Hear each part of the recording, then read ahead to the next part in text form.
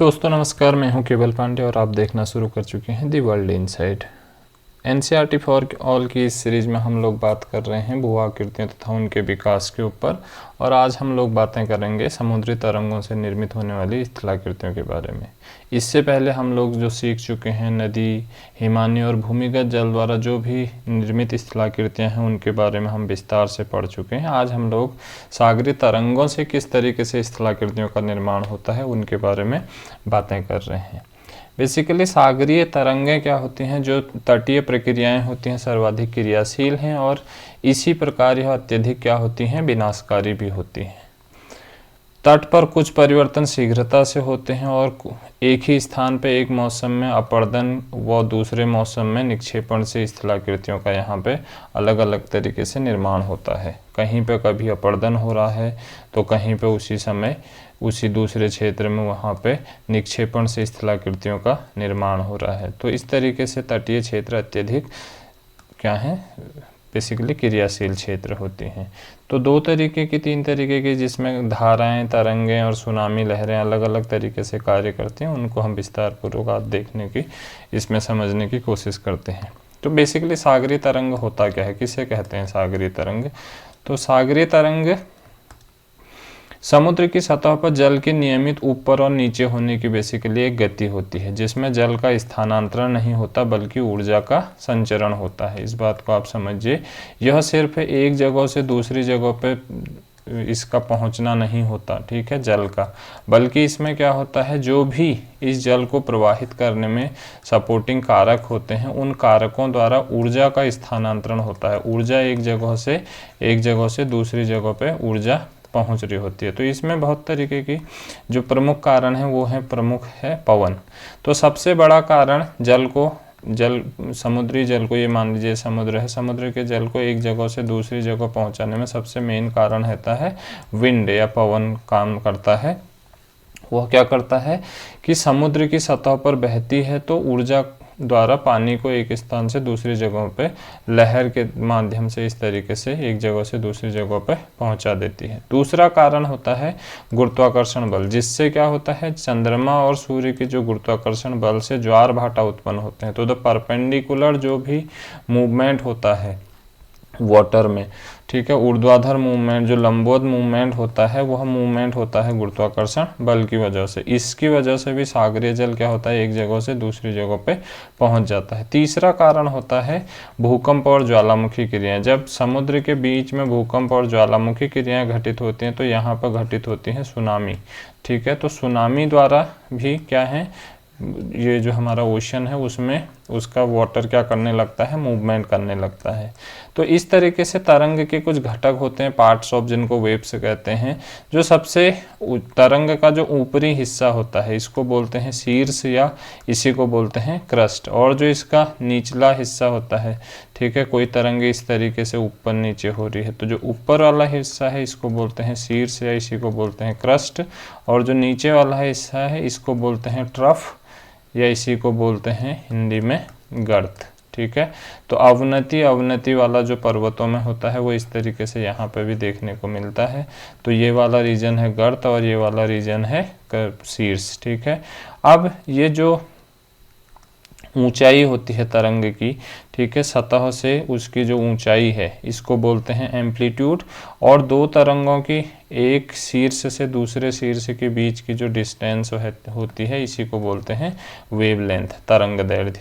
अब तरंग बनती किस तरीके से है उसको आपको इस तरीके से समझना पड़ेगा कि ये जैसे कोई समुद्र का किनारा है इस तरीके से, तो समुद्र का किनारा इस तरीके से है, यहाँ पे वाटर बॉडी है पूरा, इधर यहाँ पे पूरा वाटर बॉडी है। तो यहाँ पे क्या होता है, जब हम, यह पूरा महाद्वीपीय हिस्सा है, ठीक है, महाद्वीपीय हिस्सा है, महाद्वीपीय भाग है, और यह क्या है, यह समुद्री भाग है, समुद्री भाग है, ठीक है। तो यहाँ पर पूरा पानी है। तो जैसे जैसे हम महाद्वीपीय भाग से समुद्र की तरफ जाते हैं, गहराई की तरफ, तो ढलान क्या होने लगता है, कम होने लगता है, ठीक है, गहराई कम होने लगती है।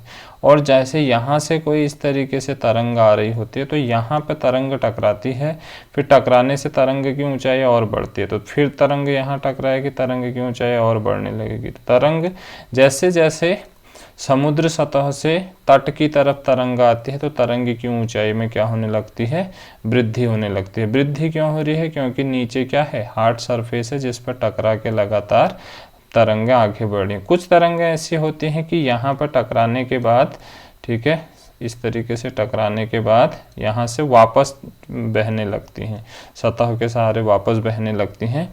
इनको बोलते हैं अधः सागरीय प्रवाह, ठीक है, क्या बोलते हैं, अधः सागरीय प्रवाह बोलते हैं इसी को, ठीक है। और जो ये बह रही होती है ये है बेलांचित धारा, बेलांचली धारा जो आगे बह रही होती है, ठीक है।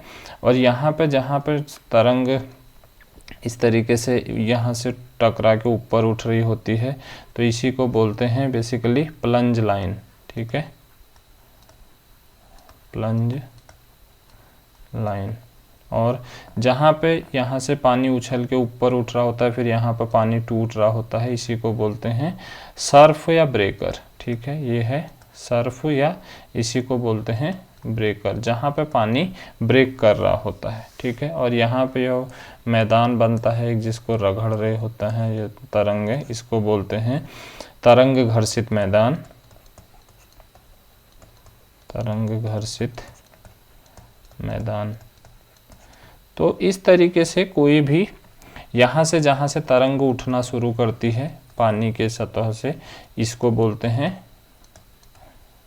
फैच लाइन, ठीक है। फैच लाइन का मतलब जहाँ से तरंग उठना शुरू कर रही है, यहाँ से तरंग आगे बढ़ना शुरू होती है क्योंकि यहाँ तक कौन सा भाग है, महाद्वीपीय भाग है, यहाँ से तरंग उठना इस तरीके से शुरू करती है और आगे की ओर बहने लगती है।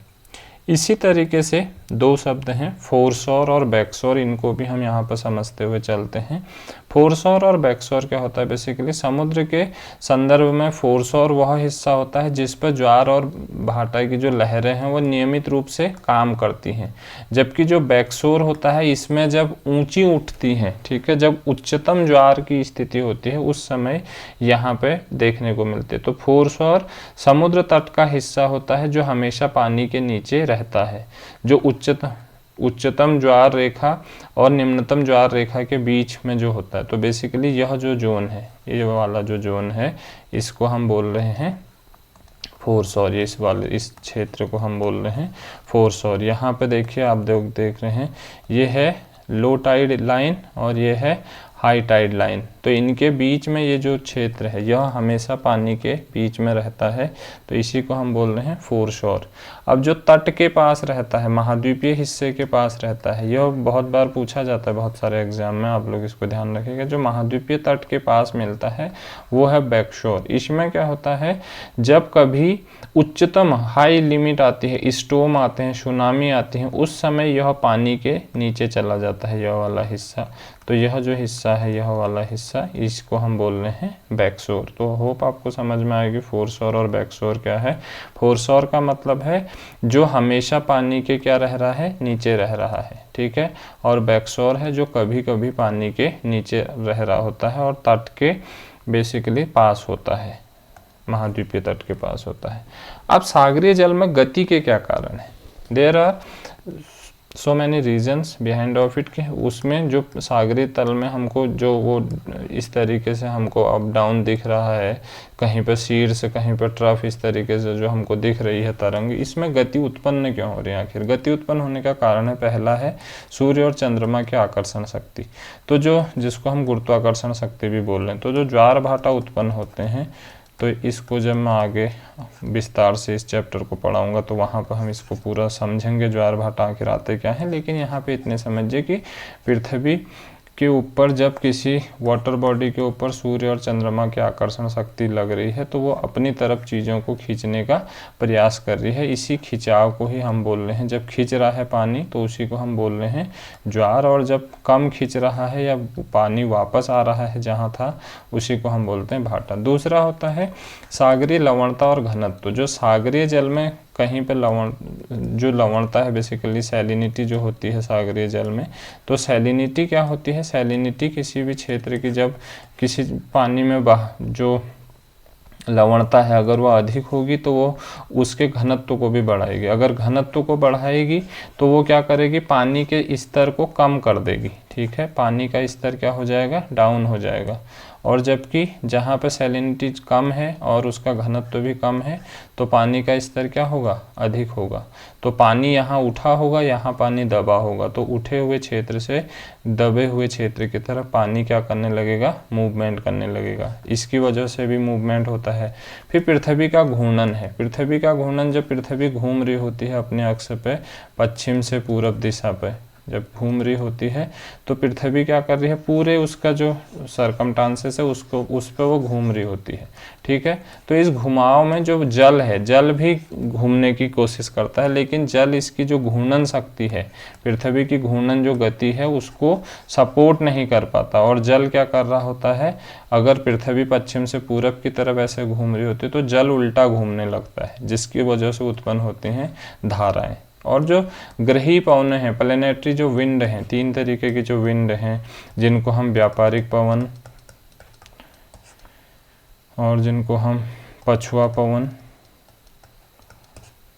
पवन और ध्रुवीय पवन, यह वर्ष भर चलती रहती हैं। तो इन 3 गतियों की वजह से भी सागरीय जल में क्या होती है, गतियाँ उत्पन्न होती हैं। महासागरीय जो धाराएं हैं, ठीक है, महासागरीय धाराओं से भी जल के में क्या होती है, गति उत्पन्न होती है। तो इन वजहों से महासागरीय जल क्या करता है, गति करता है। अब गति किस तरीके से करता है, आप देखिए 2 तरीके की क्रियाएं होती हैं सागरीय अपरदन में। एक होती है फिजिकल प्रोसेस और एक होती है केमिकल प्रोसेस। अब फिजिकल प्रोसेस में क्या होता है, इसमें बेसिकली लहरें उत्पन्न होती हैं, धाराएं उत्पन्न होती हैं और ज्वार भाटा उत्पन्न होता है। तो इन तीनों की वजह से क्या होता है, वहाँ पे यांत्रिक क्रिया, जिसको हम फिजिकल प्रोसेस भी बोल रहे हैं।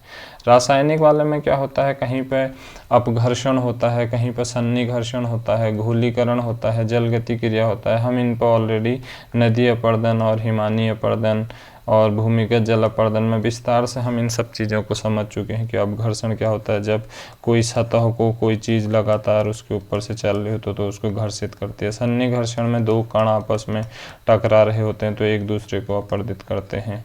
घोलीकरण में कोई सॉल्यूशन हो जाता है, कोई चीज़ घुलने वाली है तो उसको घोल देती है, पानी उसको घोल देता है, जल उसको घोल देता है अपने में।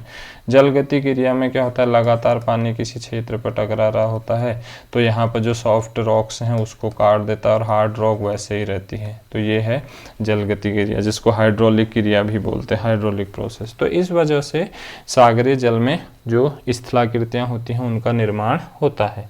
ठीक है, तो अपरदन से जो स्थलाकृतियाँ बनती हैं उसमें पहली स्थलाकृति है क्लिफ, या जिसको हम बोलते हैं भृगु। भृगु क्या होता है, तट रेखा पर पाई जाने वाली एक खड़ी चट्टानी सतह है जो समुद्र की लहरों द्वारा तटीय अपरदन प्रक्रिया से बनती है। तो ये हैं भृगु। बेसिकली आप देखिए, यहाँ से तरंगें उत्पन्न होती हैं और इस पे बार बार टकराती हैं। ठीक है, टकरा के इसके ढाल को क्या कर देती हैं, खड़ा कर देती हैं। तो सागरीय तट पे खड़े ढाल वाली जो ये स्थलाकृतियाँ हमको देखने को मिलती हैं तो इसी को बोलते हैं भृगु। भृगु की जो ढाल होती है वो तीव्र होती है, जो कुछ मीटर से लेके 30 मीटर तक होती है। इसकी जो इसकी ऊंचाई होती है, जो खड़ा ढाल होता है, लगभग कुछ मीटर से लेके 30 मीटर से अधिक तक का होता है। समय के साथ लहरें चट्टानों को काटती रहती हैं जिससे गुफाएं बनती हैं और चट्टानें धीरे धीरे पीछे हटती जाती हैं जिससे सीधा तट बन जाता है। ठीक है, ये भृगु कभी इस तरीके से रहे होंगे, यहाँ पे इस तरीके से स्थलाकृति रही होगी, लेकिन सागरीय तट के लगातार इस पर प्रहार करने से ये क्या होती गई, पीछे हटती गई और वर्तमान में हमको इस तरीके से खड़े ढाल वाली स्थलाकृति के रूप में दिख रही है। इसी के बाद बनती हैं मैरीन टेरेस, जिसको बोलते हैं समुद्री वेदिकाएं। वेदिकाएं क्या होती है, बेसिकली भृगु की तलहटी पर मंद ढाल वाला समतल सतह। यह हमको भृगु दिख रहा है, यह पूरा रीजन भृगु का है। इसके नीचे जो ये समतल सतह हमको दिख रही है, ये क्या है, इसी को बोलते हैं समुद्री वेदिकाएं। तो यहाँ से इसका जो मटेरियल है, इरोज्ड मटेरियल, जो अपरदित मटेरियल है, वो यहाँ पे गिरा होता है इसके ऊपर। ठीक है, यह इसके ऊपर गिरा होता है। और यह क्या होती हैं, जो वेदिकाएं होती हैं, कभी कभी समुद्र का सतह जो क्या होता है, कभी समुद्र पीछे चला जाता है, कभी ऊपर आ जाता है, या किसी इस क्षेत्र में कभी उत्थान और कभी धसान की स्थितियों से यह एक अलग तरीके के समतल सतह के रूप में हमको देखने को मिलता है। तो ये कहता है कि भृगु के शैल मलबे से आच्छादित रहती है यह स्थलाकृति। यह सतह सामान्यतः ज्वार के समय जलमग्न रहती है। ज्वार जब आएगा, पानी का लेवल उठेगा, तो ये पानी के नीचे एकदम जलमग्न रहेगी। और जब भाटा आएगा, जब पानी क्या जाएगा, पीछे जाएगा, तो उस समय ये समुद्री वेदिकाएं हमको उथले समुद्रों के रूप में दिखाई देते हैं। तो ये हैं मैरीन टेरेस, ठीक है। इसके बाद बनती हैं कंदराएं, सी केप्स जिसको बोलते हैं। इसमें क्या होता है कि जो समुद्री कंदरा होती है, समुद्री गुफा भी कहा जाता है इसको। यह तटीय मैदान चट्टानों में समुद्र के लहरों के लगातार प्रहार या अपर्दन से बनती हैं। यह जो स्थलाकृति हमको दिख रही है, ठीक है। लहरें जब बार बार चट्टानी तट से टकराती हैं तो चट्टानों में मौजूद जो प्राकृतिक दरारें हैं या कमजोर जो भाग है, धीरे धीरे चौड़े और गहरे होते जाते हैं। समय के साथ इन दरारों का विस्तार होकर गुफानुमा संरचना का निर्माण होता है, जिसे समुद्री कंदरा कहते हैं। जैसे ये कोई सतह है, ये कोई इस तरीके से क्या रहा होगा, कभी यहाँ पे हमको भृगु थे, इस भृगुओं पर जब लगातार समुद्र की तरंगों का क्या होता रहा, प्रहार होता रहा, तो जो इसमें प्राकृतिक चट्टानें जो दरारों वाले हिस्से थे, वो हिस्से क्या हो गए, कट गए। और जो हिस्से कठोर चट्टानी वाली संरचना के थे वो कटे नहीं। तो जो कट गए और बीच में इस तरीके से होलनुमा आकृति या गुफानुमा आकृति बना दिया, इसी को क्या बोलते हैं, सी केप्स या समुद्री कंदरा। ये संरचनाएं कठोर चट्टाने वाले समुद्री तटों पर पाई जाती हैं। इनमें लगातार पानी का आवागमन बना रहता है। तो इस तरीके से स्थलाकृति जो हमको दिख रही है, यही कहलाती है समुद्री कंदरा।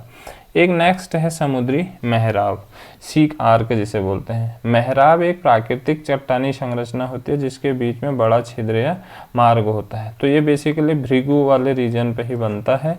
तो जब इसके आर पार दिखने लगता है, ठीक है, दो मेहराब क्या होता है बेसिकली, जब वो समुद्री कंदरा का इतना ज़्यादा अपर्दिन हो जाता है कि आर पार यहाँ से चीज़ें, पानी यहाँ से आर पार होने लगता है या आर पार दिखाई देने लगता है। और यह शिलानुमा आकृति, ठीक है, जो ऊपर जिसकी छत है और बीच में एक पूरा गैप है, तो इसी को हम बोल रहे हैं मेहराब। बनता कैसे है, इसका निर्माण तब शुरू होता है जब लहरें लगातार तटीय चट्टानों पर प्रहार करके उसके दरारें उत्पन्न कर देती हैं, जो धीरे धीरे बड़े होकर समुद्री गुफाओं में बदल जाती हैं। जब ये गुफाएं चट्टानों के विपरीत दिशा से विकसित होकर आपस में जुड़ जाती हैं तो उनके बीच एक मार्ग बन जाता है और ऊपर का हिस्सा चट्टान से ढका होने के कारण मेहराब का रूप लेता है, ठीक है। ये हिस्सा ढका रहता है क्योंकि यहाँ पर चट्टान जो समुद्री तरंगें हैं वो इसका इरोजन नहीं कर पा रही होती, लेकिन नीचे वाले हिस्से का इरोजन कर देती हैं, जिसकी वजह से निचले हिस्से में आर पार देखने की संरचना बनती है। तो आगे चल के यही मेहराब क्या हो जाता है, यही स्टैक में बदल जाता है। अब वो किस तरीके से बदलता है ये देखिए आप। तो स्टैक एक ऊंचा खड़ा क्या होता है, अलग थलग चट्टानी स्तंभ होता है जो समुद्र के भीतर तट के पास पाया जाता है। इसका निर्माण क्या होता है, यह मेहराब था, इसको इस समझते रहिए, यह पहले मेहराब था। मेहराब की जब छत गिर गई नीचे, ठीक है, मेहराब की जब छत ऊपर से गिर गई तो जो खड़ा, जो ये पिलर की तरह खड़े हिस्से रहे, इन्हीं को क्या बोला गया, इन्हीं को बोला गया स्टैक। तो इसका निर्माण तब होता है जब समुद्र की लहरें तटीय चट्टानों पर लगातार अपर्दन करती रहती हैं। प्रारंभ में समुद्री गुफाएं बनती हैं जो बाद में मेहराब बन जाती हैं, और समय के साथ लहरों के प्रहार से मेहराब की छत भी क्या होती है, टूटकर गिर जाती है, जिससे ये चट्टानी स्तंभ शेष रह जाता है, जिसको क्या बोला जाता है, स्टैक बोला जाता है। तो ये थी अपर्दनात्मक स्थलाकृतियाँ। अब कुछ क्या है यहाँ पे, निक्षेपण से डिपोजिशनल जो लैंडफॉर्म है उसमें सबसे पहला लैंडफॉर्म है पुलीन, जिसको बीच भी बोला जाता है। बीच क्या होता है, बीच समुद्र और महासागर के तटीय क्षेत्रों में पाई जाने वाली एक सपाट और हल्की ढलान वाली भूमि होती है जो मुख्य रूप से रेत, कंकड़, शंख, बजरी अन्य निक्षेपों से बनी होती है। इसका निर्माण कैसे होता है कि समुद्र की लहरों की क्रिया में सामग्री के निक्षेपण से ज्वार भाटा के प्रभाव से बनते हैं। बेसिकली जो ये कुछ नदियां आ रही होती हैं या यहाँ से इधर जा रही होती हैं जो तरंगें, वो यहाँ पर डिपॉजिट कर देती हैं, या यहाँ से जो नदियाँ आ रही हैं, नदियाँ इस रीजन पे पूरा क्या कर देती हैं, अपना डिपोजिशन कर देती हैं पूरे मटेरियल को, अवसाद को। तो इसी से क्या बनती है, एक समतल सतह वाली स्थलाकृति का निर्माण होता है, लगभग समतल सतह वाली का, जिसको क्या बोलते हैं, बीच बोलते हैं। इसका निर्माण समुद्र की लहरी क्रिया और सामग्री के निक्षेपण से होता है। जब क्या होती हैं, लहरें लगातार तट पर आती जाती रहती हैं, तो वे नदियों द्वारा लाए गए अवसाद, शंख, कंकड़, पत्थर, समुद्री चट्टानों के क्षरण से निकली जो भी सामग्री को है तट पर जमा कर देती हैं। ठीक है, तो पुलीन सामान्यतः समुद्र के किनारे सपाट भूमि के रूप में मिलते हैं। इनका रंग, बनावट स्थान के आधार पर क्या होता है, कोई सफ़ेद होते हैं, तो कोई ज्वालामुखी क्रिया से अगर बनते हैं तो काले हमको बीच दिखने का मिलता है। इनका महत्व होता है बेसिकली पर्यटन के लिए। तो जैसे गोवा बीच पे जा रहे हैं, या मुंबई बीच पे जा रहे हैं, या फॉरेन कंट्रीज़ में जो भी बीच अलग अलग कंट्रीज़ में हैं वहाँ पर लोग जा रहे हैं। ठीक है, तो जो भी समुद्र तटीय देश हैं तो उनके लिए, या समुद्र तटीय जो भी क्षेत्र हैं वहाँ पे यह सबसे ज़्यादा पर्यटन के क्या हैं, क्षेत्र हैं। यहाँ पर सबसे ज़्यादा पर्यटन देखने को मिलता है, या पर्यटन स्थलों के रूप में यह विकसित हुए हैं बीच। तो क्या होते हैं, नदी या समुद्र द्वारा जो भी अवसाद होते हैं, उस अवसादों का वह जो क्षेत्र होता है, अवसादों का निक्षेप वाला क्षेत्र, उसी को हम क्या कह रहे हैं, पुलीन या बीच कहते हैं। ठीक है, उसके बाद है कोस्टल सैंड ड्यून्स, जिनको बोलते हैं समुद्री रेत के टिब्बे। ये क्या होते हैं, समुद्र के किनारे पाए जाने वाले रेत के ऊंचे नीचे टीले होते हैं, जो हवा द्वारा रेत को उड़ाकर एक स्थान से दूसरे स्थान पर जमाने से बनते हैं। समुद्र की लहरें जब तट पर रेत जमा कर रही होते हैं, समुद्र की लहरें आती हैं और यहाँ पे रेत को जमा कर देती हैं। ठीक है, तो समुद्री हवाएं इस रेत को सुखाती हैं। ठीक है, और ये सुखा के फिर क्या करते हैं, इसको दूसरी जगह पे यहाँ से शिफ्ट कर देंगे, थोड़ा सा आगे उड़ा के लेके चले जाएंगी। यह रेत क्या करता है, किसी बाधा के रूप में काम करता है। किसमें, जो महाद्वीपीय तट है और समुद्र के बीच। ठीक है, महाद्वीपीय तट और महाद्वीप और समुद्र के बीच में यह क्या करते हैं, एक बैरियर का काम करते हैं। ठीक है, जो क्या करते हैं कि सागरों के डायरेक्ट इधर जो पानी है, सागरों का जो जल है, उसको डायरेक्ट महाद्वीपीय हिस्से में नहीं आने देते। इसके बीच में क्या करते हैं, एक बैरियर के रूप में खड़े रहते हैं। तो समय के साथ ये जो रेत होती है बड़े बड़े टीलों के रूप में देखने को मिलती है, टिब्बों के रूप में, रेत के ढेर के रूप में हमको देखने को मिलती है। तो इसी के लिए इसको बोलते हैं समुद्री टिब्बे। ठीक है, अपतट रोधिका होती है बेसिकली, जिसको कोस्टल सैंड ड्यून्स बोलते हैं। तो ये रोधिका क्या होती है, बैरियर जिसको बोलते हैं, या सी बार भी जिसको बोलते हैं, यह क्या होता है, एक तटीय स्थल रूप होता है जो समुद्र के किनारे मुख्य भूमि से कुछ दूरी पर बना होता है। यह मुख्य भूमि होती है, यह समुद्र होता है, और समुद्र के किनारे पे यह जो बना हुआ हिस्सा है, इसी को हम बोल रहे हैं रोधिका।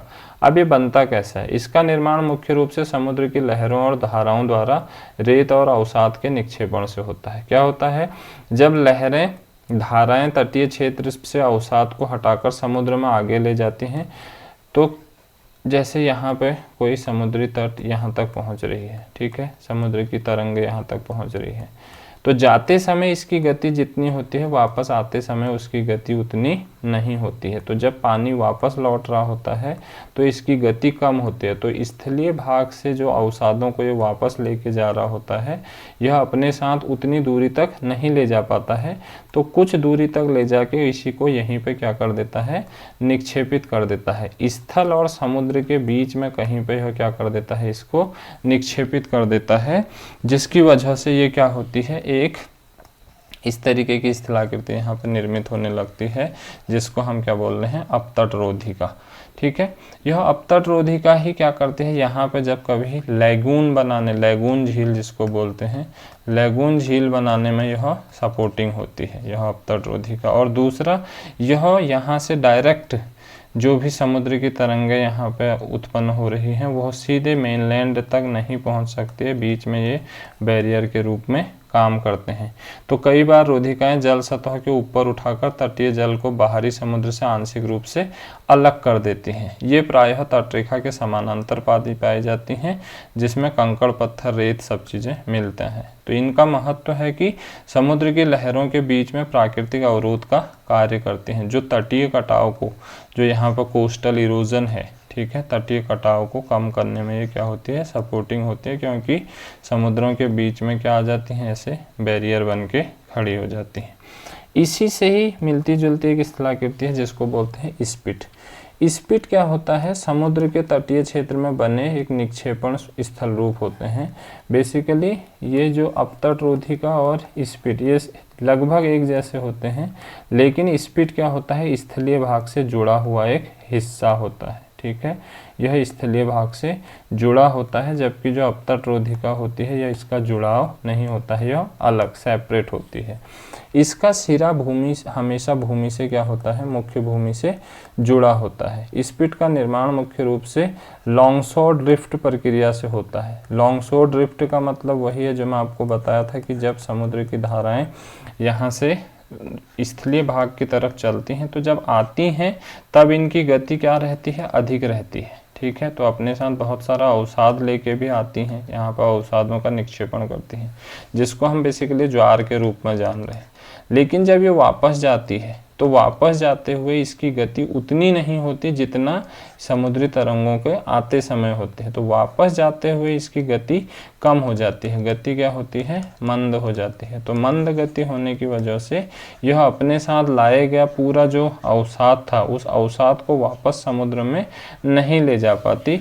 तो ये क्या करते हैं, समुद्र तट से इधर जाते हुए इस तरीके से खींच तो ले रही है, लेकिन उस स्थलीय भाग से जुड़ी हुई भी रहती है। इसी को बोलते हैं स्पिट, ठीक है, यही क्या कहलाता है, स्पिट। जब यह अवसाद किसी स्थान को इकट्ठा होने लगता है तो धीरे धीरे संकीर्ण पट्टी का रूप लेने लगता है, तो जिसका एक सिरा क्या होता है, स्थल भाग से जुड़ा रह जाता है। ये सामान्यतः जो मुहाने और खाड़ियों के पास पाई जाने वाली स्थलाकृति है। इसी के पीछे क्या बनती है, इस तरीके से जब भी बनती है, यहाँ बन जाती है लैगून झील, ठीक है, लैगून झील। जो बेसिकली लैगून झील समुद्र का हिस्सा होती है, लेकिन क्या होती है, अलग, जो समुद्र का डायरेक्ट पानी अब उस पर प्रवेश नहीं कर पाता है। तो इसको बोलते हैं स्पिट। स्पिट तटीय जो पारिस्थितिकी है, जैव विविधता है, उसके लिए महत्वपूर्ण स्थलाकृति होती है, क्योंकि ये समुद्री जीवन और तटीय पारिस्थितिकी तंत्र को संरक्षण करने में महत्वपूर्ण अपना योगदान देती है। इसके बाद एक अगली स्थलाकृति है जिसको बोलते हैं टोम्बोलो। टोम्बोलो क्या होता है, बेसिकली एक द्वीप है, समुद्र में एक कोई द्वीप होता है और यह मुख्य भूमि होता है। इस द्वीप और इस मुख्य भूमि को बीच में जो जोड़ रहा है एरिया, इसी को हम बोल रहे हैं टोम्बोलो, ठीक है, इसी को बोला जाता है टोम्बोलो। तो मुख्य भूमि और द्वीपीय हिस्से को जोड़ने वाला जो बीच की स्थलाकृति है, ठीक है, इसी को क्या कहते हैं, टोम्बोलो कहते हैं। तो टोम्बोलो एक संकरी भूमि पट्टी के रूप में बनता है, जो मुख्य भूमि को समुद्र में किसी स्थित द्वीप के साथ जोड़ता है। यह भूमि पट्टी रेत, गाद, कंकड़, पत्थर के जमाव से निर्मित होती है। इसका निर्माण समुद्र की लहरों द्वारा संचालित लॉन्गशोर ड्रिफ्ट, जो मैंने आपको बताया लॉन्गशोर ड्रिफ्ट में, कि जब समुद्र से स्थलीय भाग की तरफ गति होती है, तरंगें जाती हैं, गति अधिक होती है, ठीक है, गति अधिक होती है, और जब वापस आती हैं तरंगें समुद्र की तरफ स्थलीय भाग से, तो गति मंद होती है। तो मंद गति की वजह से यह उतना अवसाद अपने साथ नहीं ले जा पाती, उतना इनमें शक्ति नहीं होती, जिसकी वजह से ये बस खिंचाव भर करती रहती हैं और उसको जहाँ पे मौका मिल रहा है वहाँ पे क्या कर देती हैं, डिपॉजिट कर देती हैं। जब लहरें द्वीप के चारों ओर टकरा के लौटती हैं, ये कोई द्वीप है, इसकी तरफ जब टकरा रही हैं लहर वो और फिर वापस जा रही हैं समुद्र की तरफ, तो क्या होती है, उनकी गति और ऊर्जा कम होने लगती है। ऊर्जा की कमी के कारण लहरों द्वारा लाए गए अवसाद जमा होने लगते हैं और समय के साथ ये अवसाद एक संकरी पट्टी के रूप में देखे जाते हैं, जिनको क्या बोलते हैं, टोम्बोलो कहते हैं। तो इंग्लैंड का जो चैलिस बीच है या फ्रांस का जो माउंट सेंट मिशेल जो बेसिकली टोम्बोलो है, वह इसीलिए फेमस है क्योंकि वह एक क्या कर रहा है, एक नदी द्वीप को एक समुद्री द्वीप को मुख्य भूमि से जोड़ने का जो स्थलाकृति है वो कहलाती है टोम्बोलो। तो ये थी समुद्र द्वारा जो भी स्थल रूप बनते हैं, अपरदनात्मक स्थल रूप और निक्षेपणात्मक स्थल रूप, उनके बारे में।